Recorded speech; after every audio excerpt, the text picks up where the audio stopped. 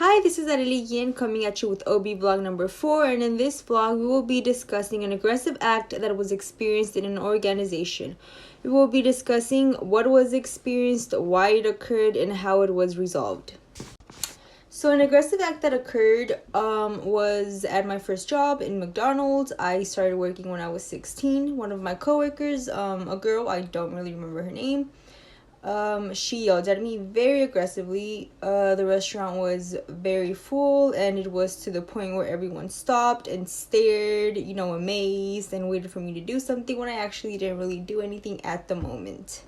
A little backstory: the reason why she was yelling at me was because I wasn't making the drinks that she was supposed to make, but she didn't know that, as she was new and I had like 6 months working. So this aggression occurred from misunderstandings and miscommunications, like mentioned in lecture. It was nothing personal, and it was not a lack of respect. So it was a misunderstanding because my coworker didn't understand her job responsibilities, and I didn't understand what teamwork was 4 years ago. Now, the way that this was resolved still shocks me to this day, because it wasn't.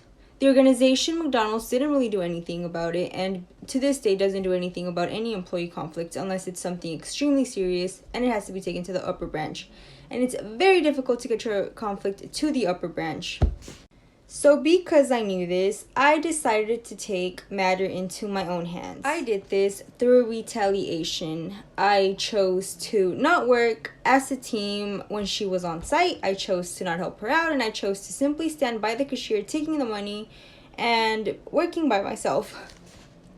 Now, this could be considered a setback to the organization, as employees aren't being as productive as they could be when working as a team. So this goes back into this week's reading by Aquino, Baez, and Tripp, in where their studies show the importance for a procedural justice climate. They quote, "How people respond to such experiences is not just a function of individual factors or traits. Rather, environmental variables such as power and procedural justice climate are critical in shaping individuals' response to harms and wrongdoings." I took this experience as a lesson and learned from it. I realized that if we would have communicated, then this whole issue could have been easily solved, and we could have been more productive, good team players, and good coworkers.